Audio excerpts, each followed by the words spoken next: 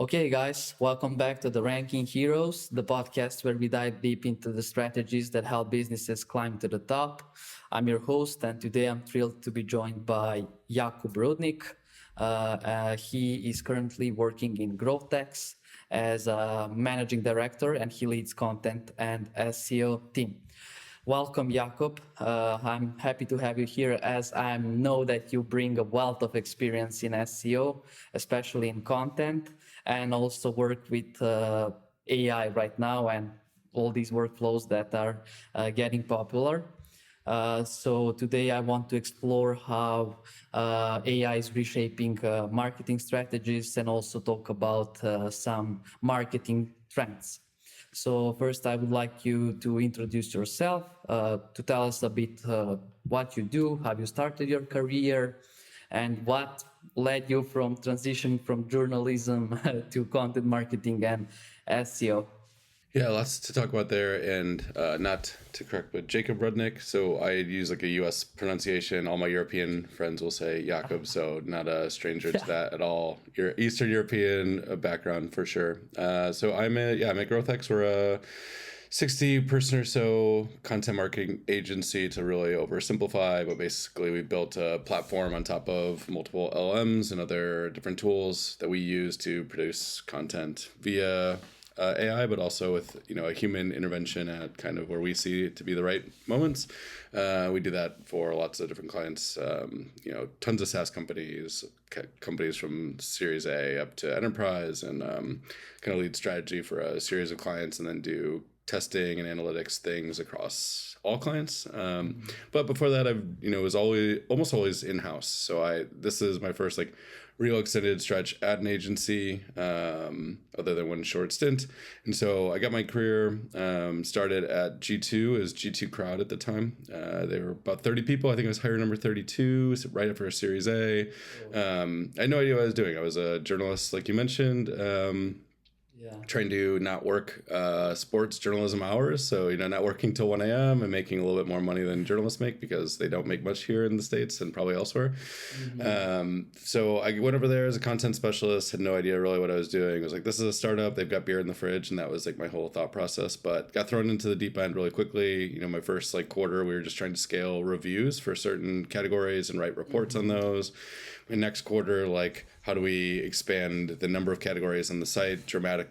How do we triple that in 6 months? Then it was, you have to think about all the different projects we had. But every quarter, every 6 months, it was a whole new thing. I was in a different team, different role, and eventually got into the content side and learned organic, on the fly. We had a SEO director and a research director leave at the same time, and there was a big gap, and we had a big goal that half. And so they tagged me and another person, Levi Olmsted, to take on two sides of it. And he did a lot of the link building outreach stuff. I did more of the content strategy, so the keyword selection, the on-page optimization. And we had never done that stuff for blog and editorial content before.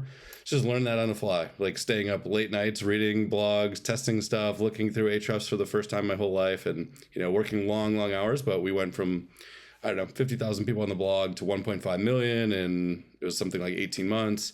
Moved over to the marketing team, grew out a huge team, and that was part of the big growth. Was we hired a ton of writers. We couldn't have done it on our own, certainly, but huge scale. And then since then, I've been doing content SEO, and a few have sometimes taken on other teams like video, but generally speaking, my expertise is editorial, link building, some technical, depending on how technical you get.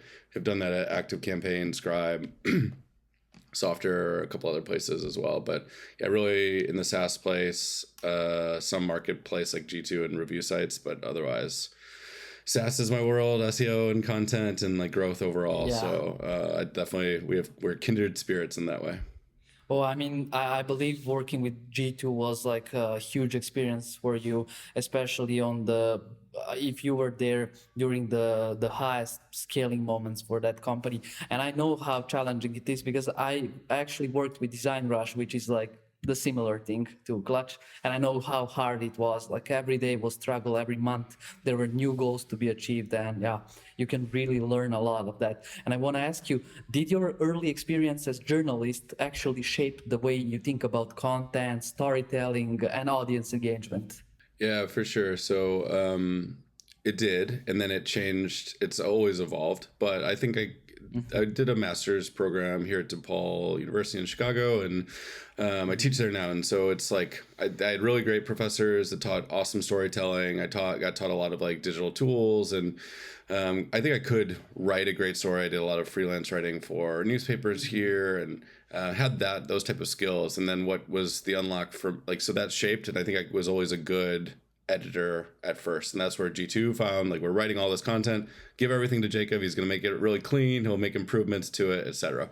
But there was none of that SEO and distribution side. That was not part of that grad program, really, like very minor details. And so when I mentioned that sort of like learning and just deep diving, it was like, how do we wrote something great, how on earth can we get someone to that content? I had no concept of what that was, right? And so that was the kind of like startup world learnings, but also kind of just doing stuff on the side. My brother like started a video game blog. It never went anywhere. We never made $1 on it or anything, but he just was like, how do I do this? How do I get more? I was like, I don't know how you get more traffic. Let's try stuff. And so I don't know, he wrote a lot of articles. I wrote a few articles. We tried a lot of things. I learned like how backlinks worked. I learned some plays on like do an interview, they backlink to you. Okay, this works. All right, this is getting some traffic. Now can we do that 10 more times?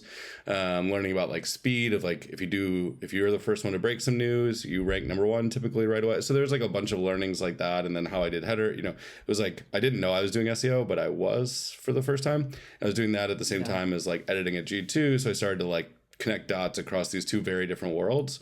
And so then that was, I think, where I started to get tapped into more and more. I was like, oh, he's got a good insight here. Suddenly, like 6 months later, you're leading a small team and then like trying to figure out stuff at scale. So, but the good storytelling really mattered. But the point that I didn't get to, which, sorry if it's going long-winded, but like I always thought everything was like journalism, edit 10 times, make sure everything's perfect. Mm-hmm. And what I've changed a lot is like, of course I want perfection, but the like final 1% or 3% of like the editing journalistically, sometimes none of that matters. So we'll hire an editor, a copywriter, whatever, that had journalism background. Sometimes they like their output is much lower and you're like, I want that perfection, but maybe if we can cut that 10% of a corner, will it matter? Will the reader still read, get the right information? Like, I think what I value in content is not like, did I get the Oxford comma right? Or like some of these like grammatical things, as much as like, is the actual information in there going to be the most valuable and structured in the right way? And I can worry about the other things later. So I've changed my mindset in that front of like where I cut corners and what I value, but it did really set me up from like well to have a career in content. And did that save a lot of your time? 100%. So at G2, even because we had such a big team, I think we had 22 content people, like editors, writers, etc. Like huge team. So everything got edited 3 times still. And when I moved to Scribe a couple of jobs later, me, one content marketer, and a bunch of freelancers, so G2, we were publishing like 200 blogs a month. At Scribe at one point, we were trying to publish 100 blogs with those 2 people instead of a team of 22. Obviously freelancers fill some of those gaps, but like that's a huge gulf, right? Like there's no way, even with freelance support. And so the CEO at one point challenged me on like, do we need all of these rounds of revisions?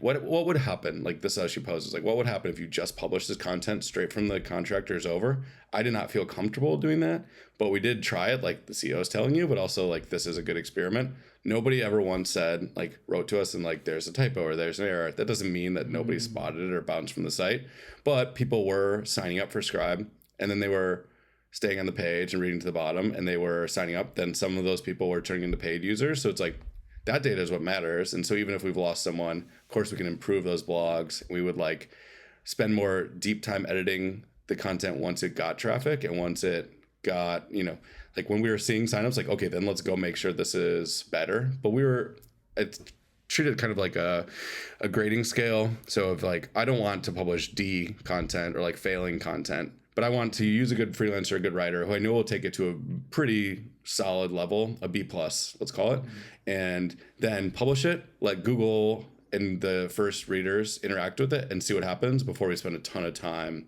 going. Because like even at G2, which is an awesome content program, 40% of our content wasn't on page 1. So like that stuff, if we're going to spend like dozens of hours making that perfect and it never gets read, like that's a waste of our time. So I'd rather like lose a few articles that never make it to page 1 and like optimize those later and save that time and use it on the more valuable pieces. So yes, it saved a ton of time. And also prioritization, right? It probably spend more time on the stuff that matters the most and less on the ones that don't need that work. Yeah, I'd say from the business perspective, it's very cost effective and time effective. So and tell me, like, I know that you have too many experiences, and as you moved through different industries and roles, what game-changing lessons have stayed with you in your approach to growth? That one is one of them, right? It's like ship something, the CEO, get it out the door, publish it. Like we had 100 blogs sitting in our backlog, and we weren't publishing much because of like it was a CMS issue, it was an edit. There's a bunch more things. It's a longer story, but generally speaking, all that content that needs, I'm telling her it's going to need 3, 6, 12 months to rank. She's like, well, it's not published, so it can't start that clock. So that's an organic lesson, but I think that's a lesson with everything is like done and pretty good is better than perfect but sitting in your inbox or sitting in draft, right? So I think knowing some of that, but that is opposite of what my journalism background would tell me, generally speaking. So to me, get out the door, go learn from something as fast as possible, and don't look for perfection. I think other places like and some of this started with G2, but yeah, we would like map out this massive project and like have to get everything in order before you do something. Like now I'm very much on the side of what can we test with like the least amount of lift that we can go learn from before we go and implement. Like right now, just talked to a designer at one of our clients the other day, and I was like, I recommend let's put in FAQs. We should do this on the back end and put in, like schema markup, all this stuff. And then he's like, we've got one designer and I've got all these things. I'm like, let me have my team write these manually. We don't need the schema necessarily unless we can do it manually. Let's do it on 10 blogs, see what happens before you put design resources. And he's like, that's exactly what I need. And so that's the type of like, before I would have asked for the big massive change without testing and proving that concept and finding a scrappier way. So I think that those are some, I don't know. I've like learned, I think, to like so much with all content is like, who are you going, like, who are you creating, writing, recording for? And then where do they go find something and what do they want? Like, I think too often at G2 and other places early was like, I think this is going to be a good piece of content. We wrote for like someone that we didn't know exists. So validating whether that's with a keyword research tool or, comments or a thread you see on Reddit or things you're seeing over and over on social or conversations you're having, you need to have some validation that someone wants what you are going to create. Not only do you do that, but are you publishing it and finding them where they're at? I think too often too, we're like, I want a podcast. Nobody's going to like, you don't know how to get that to them, or your audience doesn't want a podcast for this topic. So there's like a gap there. So it's like finding the people that you're trying to reach and putting yourself in their shoes before you start making the content and thinking about that from a distribution. That's probably one of those. It's like, I didn't have 10 years ago in my brain at all, but that's where I really focus first with like any sort of growth idea or content idea. Yeah, and I like that concept. And I think especially when, for example, building a SaaS product, you can't just think about the solution. You need to think about the problem first and the people that want your solution, and then you can come up with the solution. The same way for content, you're thinking about the audience and what they actually want to read and what type of answers they want to get. And you go from their mindset and then form a content strategy. I want to move more to this content marketing and SEO. And I want to ask you, how do you personally define effective content marketing and SEO strategies? Yeah, it's a good question. I think like you have to define the goal at the beginning, like we said, like what's the audience? What do we want them to do? What would effective look like, right? Like and starting with the right goals matters. I've done this LinkedIn post probably a couple times, but like at G2, one of our goals before I learned a lot of SEO was like publish 500 blogs. So I published and edited and published 500 blogs, but none of them had keywords or target keywords. We wrote those, again, topics that were like, we thought were interesting. So we hit the goal, but it didn't do anything for the business really. Like I'm sure somebody did something at G2 because of it, but the traffic was really low. We weren't measuring any sort of signups or, review count or anything like that. And so that was a miss because we had the wrong goals. And so starting with like, what is the goal? And like, does your goal align with the larger business goal? So if you're on a content marketing team, your goal should align to the marketing team, which should align to the go-to-market and so on. And then, from there, to your point, like, what's the type of content that you think will solve that, like, or will help you to reach that goal most effectively? And so that's like an analysis of like the amount of effort you're putting in versus like what's coming out, right, and the impact it has towards that goal. And then, I mean, this is more on the process than like what makes it effective, but like, are you testing those hypotheses before you go launch, right? G2 said, we haven't tested any of this, but let's just go publish 500 blogs. Someone told us we should do blogs. But instead, like maybe test 25 blogs before and see if that, and do 3 different strategies and see which one has the early signals to show you. But anyway, to me, it's like, there's plenty of different metrics that could make something effective, but it should trickle up to all of those. It should be like, have that really high ROI, so that time and or budget against what, how you're hitting that goal or measuring to that goal, measuring the proper things. And generally for me, in my experience, like again, SaaS companies at different stages, but when I'm measuring the right, it used to be like traffic was like what I thought it should be. And that's often what I was goaled on. But more importantly has been like, whether that's leads or free trials or paid users to a product, like I think I'm not doing my job anymore at like this stage. Certainly if my strategies aren't connecting there, or if I can't prove how that's connecting, right? So that's really like, there's other things. If you were an e-commerce company, you'd be looking at sales and like different metrics like that. But so it just depends on the business. Long-winded answer. Hopefully that gives you something there. And I'm interested, like, how do you prioritize the pieces of content? For example, let's say you have a topic cluster and you form like 50 different topics you want to write about and cover that cluster. How do you approach the prioritization? Which ones you want to publish and write first? Yeah, to simplify a few, and simplify and quantify, I'm certainly looking at a volume of keywords. Typically, there's reasons to do stuff that doesn't, I mean, if we're speaking strictly organic, like I am looking at volume there, even if some people tell you to not look at volume anymore at all. I think that's still one of those indicators.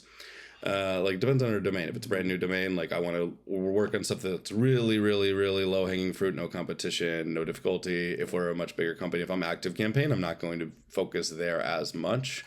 So I'm looking at those different pieces, and I'm looking at, stage of the funnel, or that's probably what I would call it, because that's the, like what we would use here, but the closest to like solving a business problem. So if I'm doing work for a SaaS company, like often that's prioritizing like software lists or alternatives or versus pages, because those are all really low funnel. I know if somebody's searching, if I'm active campaign and someone's searching for HubSpot alternatives, like that is a prime spot for someone to go and trial active campaign. So I want to write any content that looks or feels like that. Someone has a problem.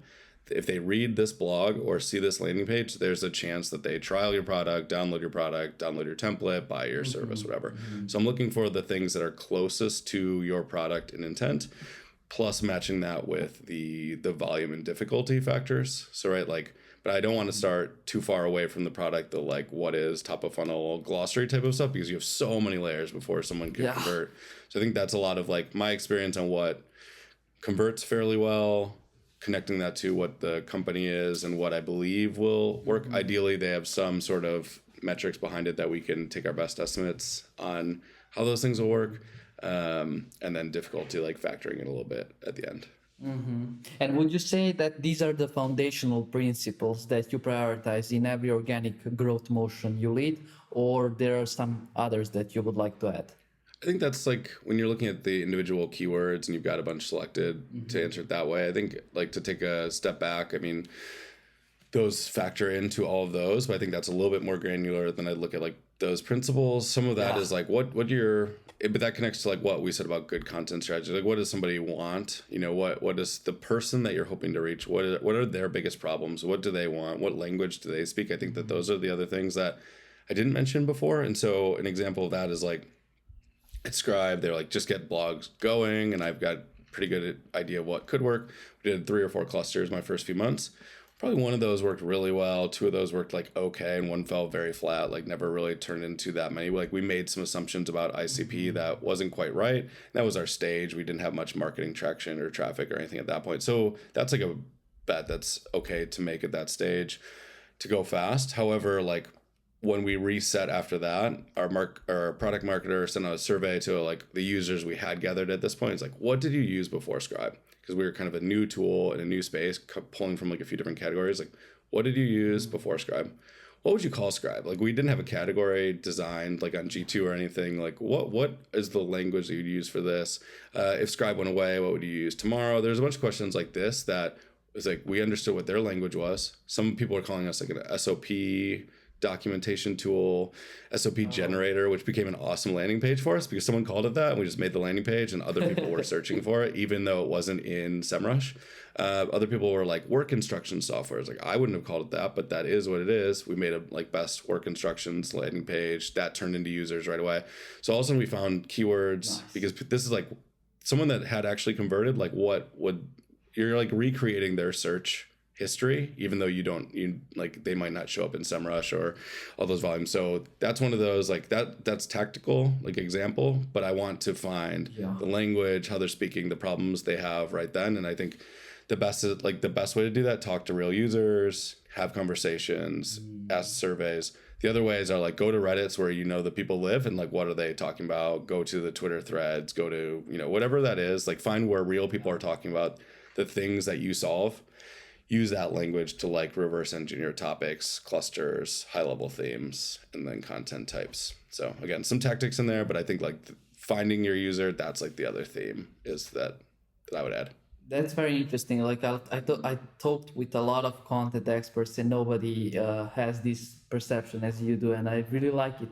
It makes sense. Everybody thinks like only for building a product you need to validate the ideas with the users, but also for building content you need that. I mean, obviously, SEMrush, Ahrefs, they didn't show you the queries, and you find it on Reddit or somewhere else, and you immediately validated that there are potential people who are looking for those type of solutions, and you created the landing page, got users, and of course conversions. That's very, very good. And from your perspective, where does AI fit into this framework? Do you see it as integrated with organic growth or as its own separate track? So you mean like LLM referral or like being surfaced in LLMs, so like geo, or are you talking about like using AI in the production? Using AI in the production, yeah. Okay. Yeah, I think it's part of it. I mean, if you're not using AI, I think you are falling behind. Like, I think that's almost hard to argue with just on the speed that someone can do something. I mean, whether that's like writing entire content, like, again, we built a platform that isn't, it's like you go to ChatGPT and ask it to write a blog. Like, it can do that. Like, the platform has so many micro requests and like optimizations and fact checks and all these things like going into every blog that like, it doesn't feel like that process necessarily, but the speed is very similar.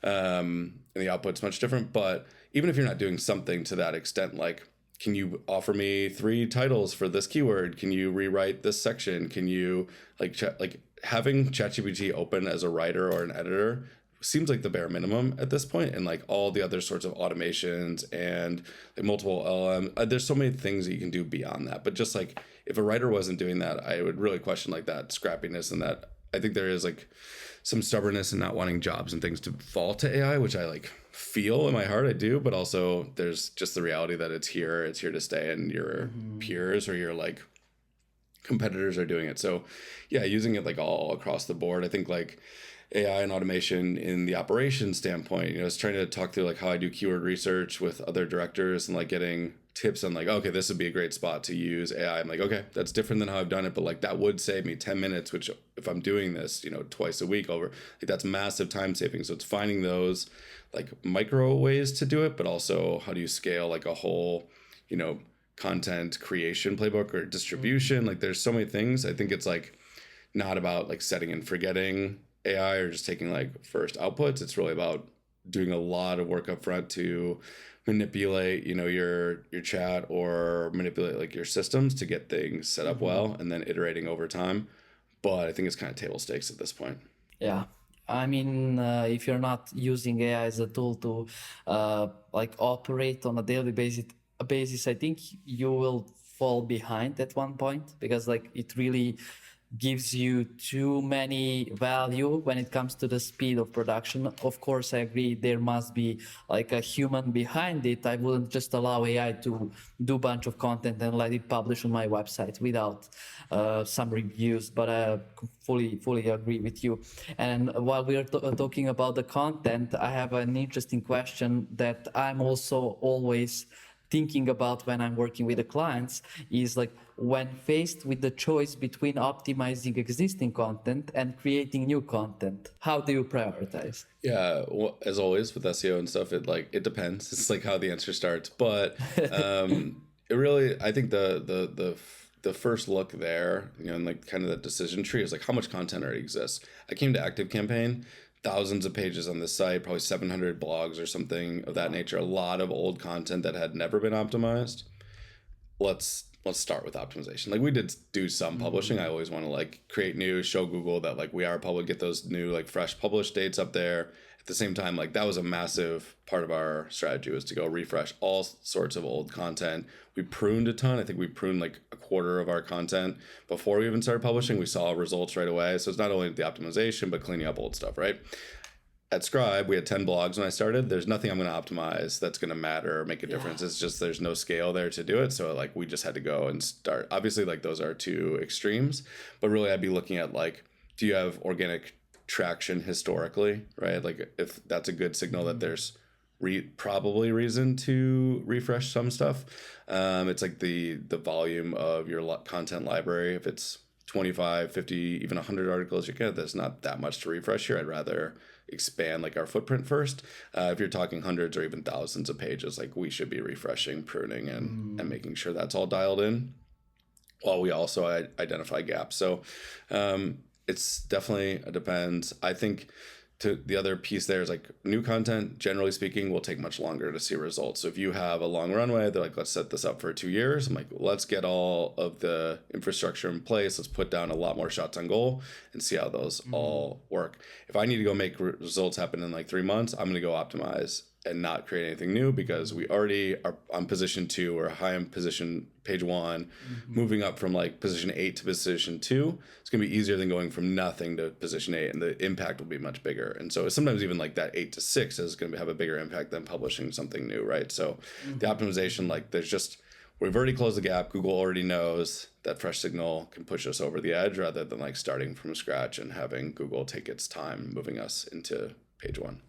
And did that content optimization for ActiveCampaign shifted the company's growth trajectory after you re-optimized existing content? Yeah, there's so many levers over there. So it's like organic was just a small chunk of a lot of other pieces. But from an organic standpoint, like if we're just looking at leads driven from organic, especially on like blog and those related type of sections, like that we did have a good lift. We had a good lift traffic wise, and that did turn into trials, I think were our primary metric at that time. So the answer is yes. Like, was it material to the whole company? Like, I don't know, we were, hundreds of millions of dollars revenue, and that was like, it was a small lift in comparison to that. But I think it also, when you did that cleanup, you showed all those, like our new content worked better because we cleaned up a lot of old URLs. We'd reduce our crawl budget. We showed Google, like, my friend Levi Olmstead over at Whatfix, he's the guy from G2. He's got a good like metric of in his head, it's like the number of pieces like on page 1 or that are driving traffic, like the percentage of your pie that works. He thinks like Google has some sort of like that's somehow built in. Like if everything you write is on page 1, the next article will rank faster and be on page 1 right away, because Google trusts your website. I think that's like the kind of idea. And so to me, it's like cut out all the stuff that doesn't work, or refresh it if you believe in it, but you're not quite there. But if it's something that's like never worked, like get rid of it, because you're showing Google like this is unsuccessful, and you have a bunch of like duds on your site, for lack of a better word. I don't know if that like that's one smart person that has like this kind of hypothesis, but I think it is in line with, again, like Google wants your like site to be authoritative. If half of your content doesn't seem to be authoritative, Google is like flipping a coin every time. If 85% of your content is authoritative, Google's like, we trust that this next piece will work pretty confidently. So it makes sense to me. Yeah, that makes sense. So I like cleaning out anything that's not working or refreshing it, just to help with that type of mindset, whether that's a real metric or not. Yeah, I mean, with the Google algorithm and its capabilities, I think that makes sense. Like if it trusts your website, I mean, it's obvious. Like you can see if Forbes publishes an entrepreneurial article, it will rank high, because Google already trusts such websites. And like, what factors help you decide when to double down on a strategy versus pivot toward a new one?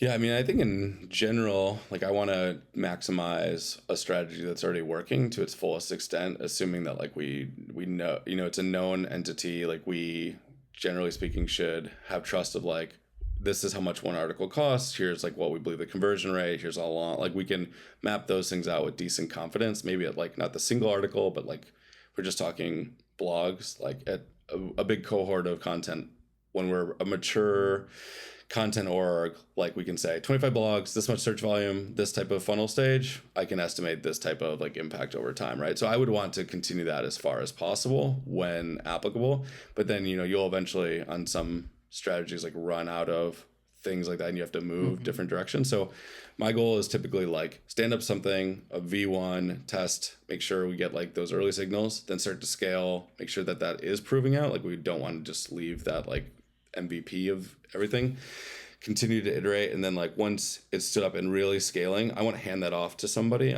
ideally internally, maybe it's like a contract or whatever, but like have that keep running and go as far, and then I start to use my time to go identify other tests or programs that we could use and like start that project. So I'm always trying to like have depends on the team size, but have a really tried and true thing going, so we have like runway on that and we're never like out of those things, but then simultaneously like find those next pieces. Just like doing a little bit of both. But I would if I'm like picking between the two, I'd invest in the thing I know works, with like 80% of my time and energy would be spent over there, with like 20% more on the experimental side. But like Scribe, we made, blogs were working, but we needed some other things. Influencers, like that was a weird test we like came out of after an onsite, and like our fourth TikTok video had 1.4 million views and turned into 3,000 signups. Blogs had never even done that before, like not the page views, definitely not the signups, and that was in like 3 days. So it was like, okay, sometimes experiments like can be game changers. So doing the tried and true things that are like incremental can be really the safe play, but you do need to find that room for experiments. That's a pretty extreme example, but I think again, like it's just a matter of like placing bets. And so I like that kind of like 80-20 or 70-30 breakdown probably. Yeah, I mean, that's very interesting. I mean, that's real generating such numbers of impressions. And of course, the subscribers and conversions, that's crazy, really. And since you are a professor and you're a director, I guess your job, like you meet a lot of people, you communicate with a lot of people at the university, at your work. I believe that you have a strong social intelligence, and I want to ask you, when you're building or scaling content or SEO team or any kind of teams where people are involved, what qualities or traits are you looking for, excluding the professional skills, just like a personal traits and skills that you think people should have? Yeah, that's a good question. I don't know that I've ever been asked that one, so appreciate the like thoughtfulness into that. I think like it certainly depends on the role. Like you have different expectations for like the junior SEO specialist, like first job or second job versus like the director. But I think the thing that like the quality that I have that is hard to quantify, and you can definitely take swings and miss, but like that I really over index on, it's probably a flaw to some extent, but I really index on like the scrappiness, like the person that can just like go get stuff done. I mean, thinking about like my current role, like we have, I don't know, 50, 60, whatever the number of clients is today. Like we have a good number. We have dozens of clients. They all have needs. Like somebody that can just like jump in and fix their website or make it grow, like just go do something without being asked, find an awesome idea, be experimental, like go get stuff done. That's awesome. At G2, it was like, do we want the person that's like, this is not my job and I'm just going to keep writing these, like you asked me to do 3 blogs, I do 3 blogs, or like maybe this is like me trying to look for something like I did, but it's like, we need traffic. We need to figure this out in the next 3 months. How will we do it? Like, let's experiment every night until we find something that sticks. Like, that's what got us to our goal, not like the person that's like, I don't want to do this. So I really look for like, who's thinking outside the box, who's going to make that extra effort, who like wants to find the answer no matter what. It's like, it's a journalism trait. Not all journalists have it, but like the good journalists, like they want to learn everything. They want to read everything. They're looking for ideas and everything. They're connecting dots. I think dot connecting is like another one of these. It's hard to quantify, but someone who can like see potential in anybody or any situation, like somebody who's like, okay, this happened, so now what? Or that problem solving. I think those are all related, but I'll call it scrappiness is like the number one trait that I don't always know how to find. But like, for example, someone who we were on the fence at with G2 as a content marketer, she had like a little bit less experience than some other people. But like she took this time and like made these like handcrafted thank you notes. Like she like designed, like she designed them, and like it was hand done. It was like just this little bit of extra effort where we were like, probably I'm not sure, but it was like, okay, she wants this. She's got good, like she's a good designer here. She gets how to market herself. Like I want to market her. So like she's marketing herself better than anybody else in this job role. And so it's like, that was enough to say, if we were 20% unsure, like push it over the edge. Like I believe in this person. And then she turned into like one of our best content marketers. She was the scrappiest person we knew. Like everything, she's like, what can I do? Or I had this idea. Like she was always looking for that extra edge. Some people who had more experience weren't doing those things. Like they were doing their job. They might have done it well, but like she crushed. She had a bunch of, she might still be there.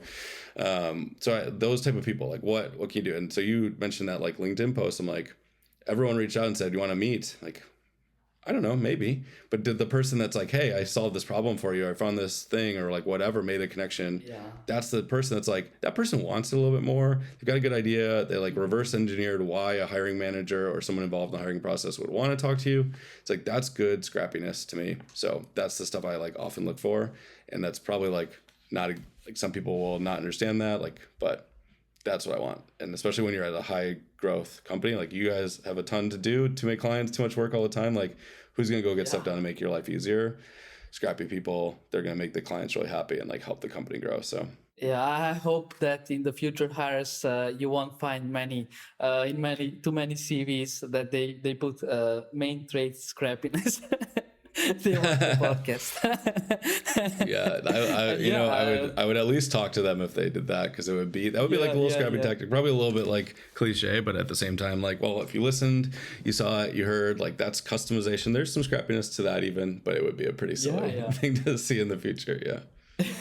Yeah, and from my perspective, like it's sometimes it's very hard to give that creative freedom to people, because especially if they are like a new employees, because they are afraid of mistakes, and it's completely normal. And to me, I say to my employees, like, if you are not making mistakes, something is wrong. You're not working then.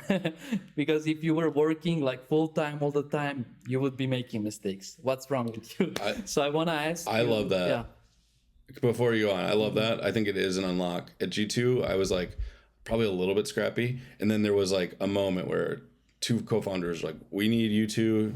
There was three of us. We need you three to like help us do this. How can we do it? It was an unlock where like, you won't break anything. Go figure this out for us, please. And it was like, oh, I can like step outside of my role. So there was like, as a director, manager, whatever, CEO, you do control some of that. There can be scrappiness unlocked in people. Some people, like, it is harder to eke out and like you can't see it, and they can still be really good employees, but that's like not that one trait necessarily. But the scrappiness, I think, can like be pulled out. You probably have to see that like glimmer that they have it in some ways to like really get the most. But what you're doing, that's one of those ways. If you're not breaking something, if you're not failing, then we're not learning and we're not trying. So like plus one, I just don't want to stop before like giving you good credit for that, but also saying like it is on the other side to help to enable scrappiness too, I think. Thank you so much, man. I appreciate your words there. So my follow-up question would be, how do you strike the balance between giving your team creative freedom and ensuring accountability through data and measurement? Yeah, I think a lot of that, like probably thinking through the agency lens here, but like we have deliverables every week, right? And a lot of those, like those things have to get done. So it's those are non-negotiable to some extent. Like we have to find some way to get it out the door. But at the same time, like, so it's doing that. I saw a good post recently, like if your editors, your managers, whatever, don't have any time to think about like other pieces, then they won't have time to be scrappy or have that. So like you do need to build in. If you're saying like we need 40 hours of editing, like they'll never have that room to be scrappy because they can't go sit around to problem solve. They need to edit. They need to fix this content. They need to publish, right? So you need to build in time. At the same time, like, so I think it's like probably an 80-20, 70-30. Again, maybe that's just me defaulting to those numbers, but some of that, I do think it's what you're saying, like how do you talk to the team? It's like about the problem solving. For us, like we do have in our SOWs like number of pieces of content, but we also don't necessarily want that to be like what our full deliverables are. So like for me, I'm always looking for an opportunity to like go do an analysis on like their conversion rates, or like what CTAs could we be testing, or like is there technical optimization. So that only happens when I have extra time as well, right? Like it's not always there, but that's, I think, carving that out for the team, and then not saying like number of pieces of content in our example is like the North Star, but it's growth for our clients. Like a client that gets awesome growth and they come to us with a marketing problem that's not even about SEO, and we have the perfect answer for them, or we give them an idea. Like those are the people that are going to sign up and never think about that contract, right? The people that like, oh, we were 3 blogs short and the only thing we talked about was number of blogs published and not the result and like the actual like being a growth partner.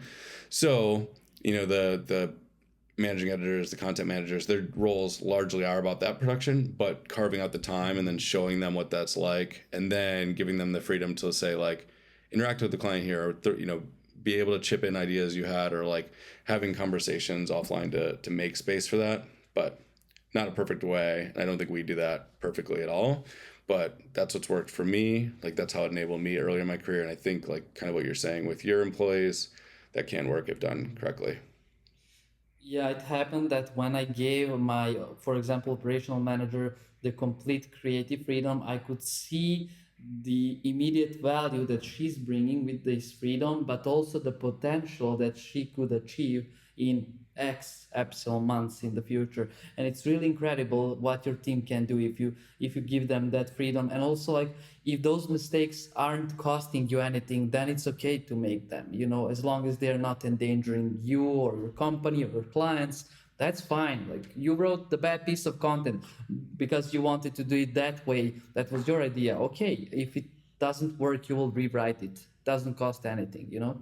So yeah, makes sense. Makes sense. And like, have you ever found it necessary to restructure or fully re-strategize a team to hit ambitious growth goals? Like, what did that process look like?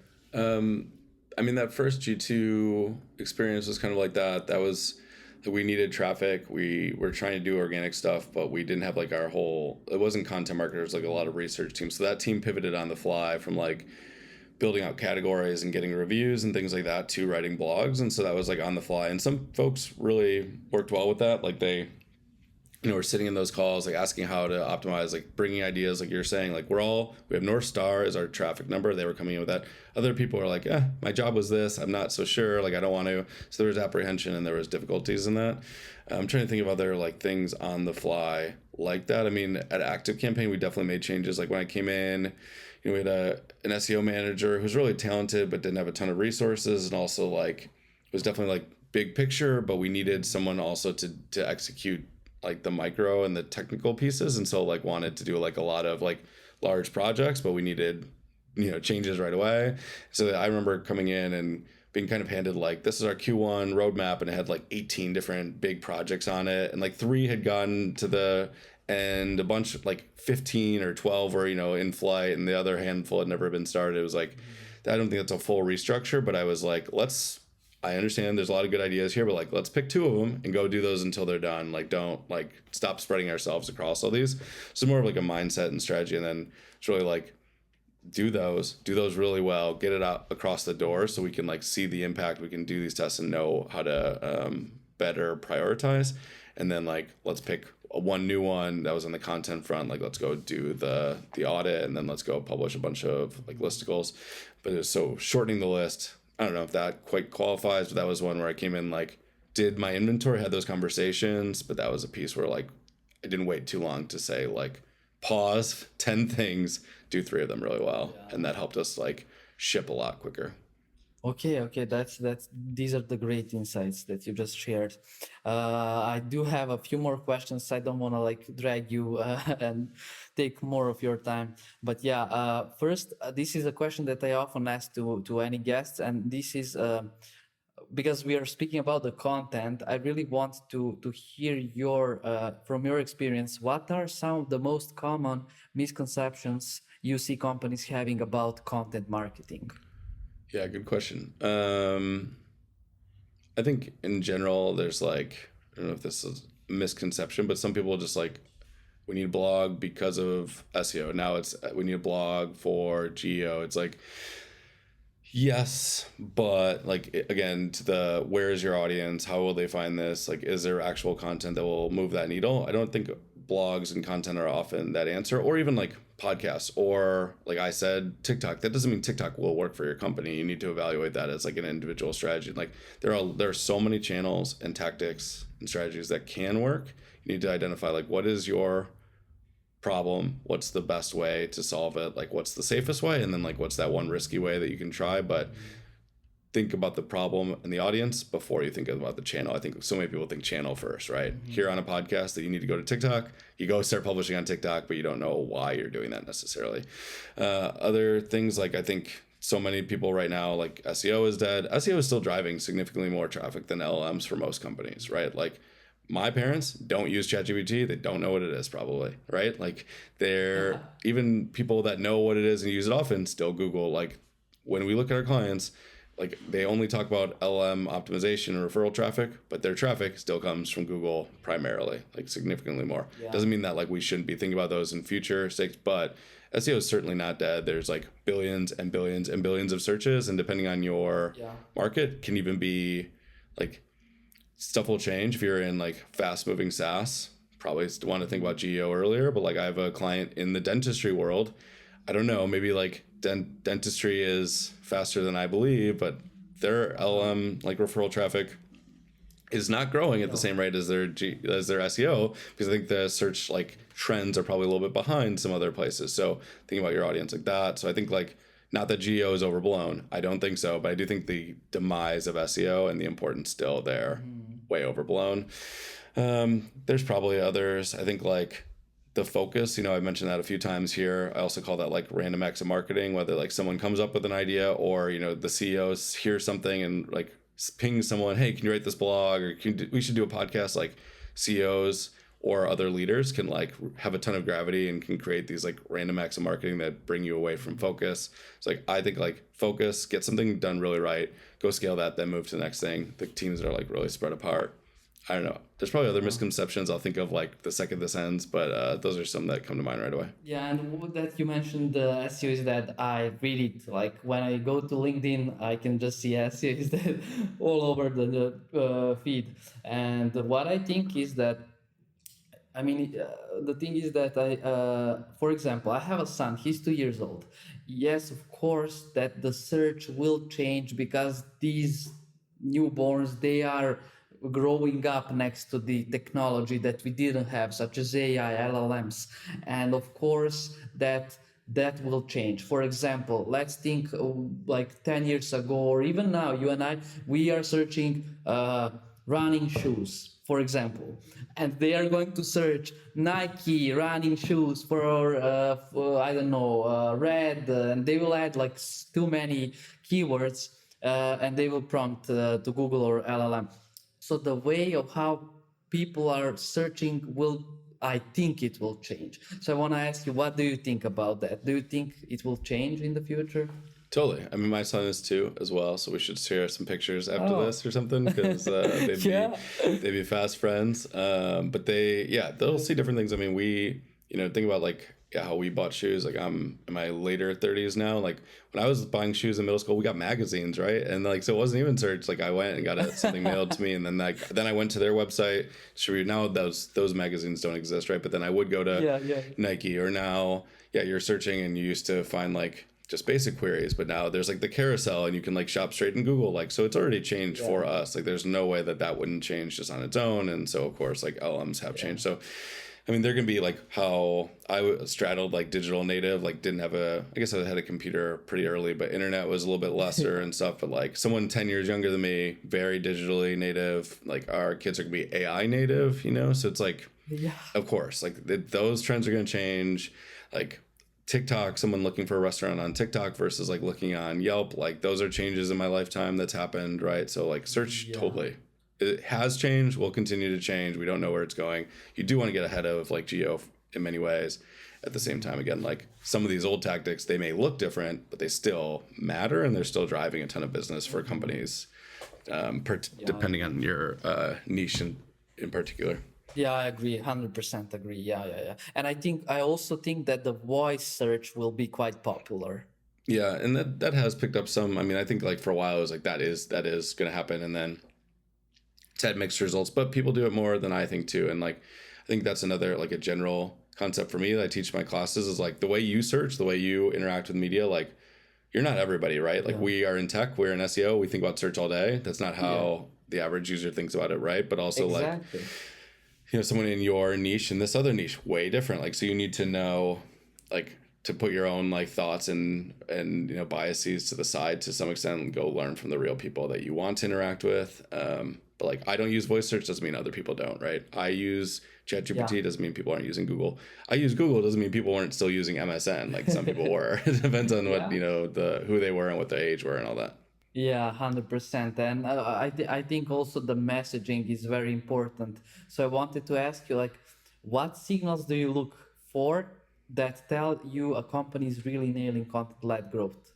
For example, you take a look at our website here, like rankings. How do you know if we are really doing like a good content production or we are not doing it? Yeah, I mean, I think someone that you mentioned messaging, like you can hit that. Like, do I know what your product does right away? If I look at your, as an SEO, like if I run your site and have seen your homepage or your landing page or whatever it is, or your podcast, and then I see all the blogs you've written, one, do I see success? Like, are they ranking? Is there traffic? All those type of things if you're organic content focused, but then do those topics align to, what I believe your product is? I think that's one. It's like you can have a ton of organic traffic, but like Active Campaign, our best blog when I came in was top marketing quotes. Like, I don't think that was driving a ton of business, right? Like that's not, it's so far away from trialing a marketing automation tool. So like you need to look at those granular details of like, are they winning in search and are they winning the right queries? So there's some things like that. I mean, there's other plays. It depends on the channel. Like if you're doing all blogs, I'll probably look at your Ahrefs. If your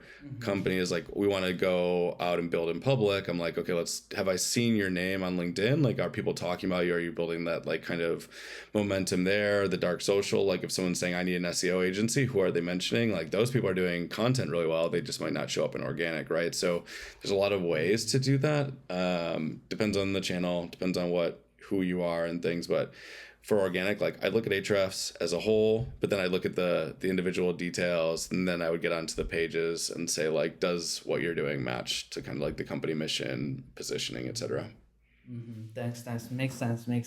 And what do you see as the biggest untapped opportunity in content marketing right now?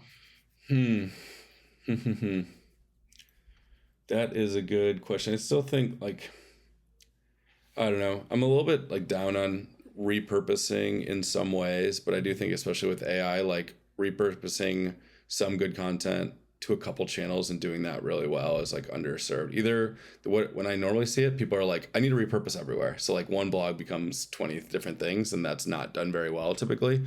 Or they have a really good blog or they have a really good podcast and it's not being interwoven. Like setting up a great blog and then having snippets of podcasts like embedded throughout those because you've done a great podcast, and then having your like that multimedia experience where all of your content connects really well. That's really hard to do. I'm not even saying that like I've always done that really well or had the resources, but that's the thing that like find people on like 3 or 4 different channels, create all sorts of surface area, and then intertwine those because they all will improve things. Like if you put the right YouTube video or influencer video in one of those blogs, time on page goes up dramatically and conversions improve. So it's like it all can work together if you know how to pull those levers and like stitch it all together. But I don't think people can do that.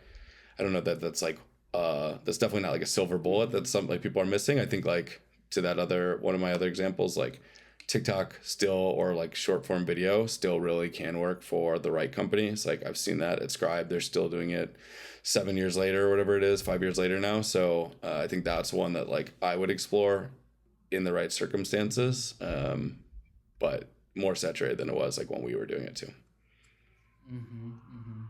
Okay. Now this question, I think it requires like a longer answer, but if you can like do it like if you can put it in a short answer, that would be great. But like if you were handed a SaaS product today and somebody told you, hey Jacob, grow its organic traffic from 0 to 100,000 visits in 12 months, what would your starting playbook look like? I'd either find existing customers or people who would fit that ICP, and I'd talk to them right away. take all those different notes. I would run that, in some way. I'd have to see what comes back, but through an LM to identify different like blog opportunities and, identify keywords and clusters and do some of that stuff. The other piece there'd be two other pieces. Like one of my favorite plays with an LM right now is to ask for like programmatic ideas. And I like to ask, like, if I was doing product-led content, what opportunities are there. It's like you can do this manually, but finding those like keyword strings that work over and over and over, I would look for some of those because you'd have way more blue ocean potentially depending on your category and things.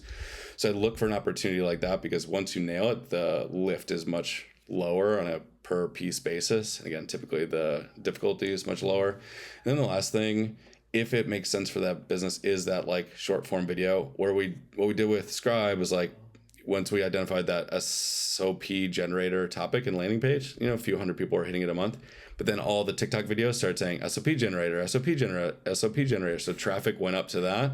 And so we basically created search volume via short form video, and it was still like, we didn't need that always, but then even people who had forgotten what Scribe was called saw that. And so some of our most we were getting people to the best pages we had on the site via so we were boosting those. So I think that 3-pronged is like, and that doesn't have to be TikTok. It could be LinkedIn. It could be like, you need a social channel.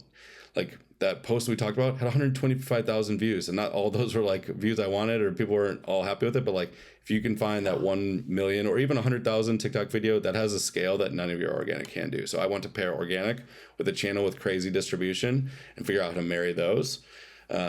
That's like not a perfect answer, but I think that those would be the two pieces I'd need together. The like organic bones with something else, like giving it a ton of acceleration.